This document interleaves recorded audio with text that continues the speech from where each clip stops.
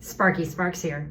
So I've been on a plane most of the day and I wanted to share with you how I freshen up to go to dinner tonight. So this is who I wore. This is Spotlight in the shade is 1688. And she's been on the plane. I've been in this jacket, jacket, so it's heated up on my neck. And what I like to do is use some of the Purify spray. It smells a little nutmeggy, I guess, but you spray that in there, it takes all the airplane smell off. And then I found this ingenious tool. It's a beard straightener. And so look how little it is. It's just perfect.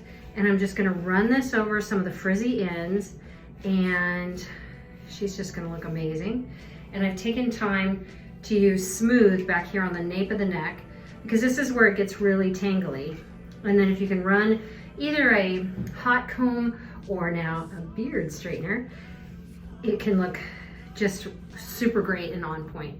So let's put her back on. She's been all freshened up, as have I. And I'm gonna go to dinner, meet up with some long-term friends or long-time friends.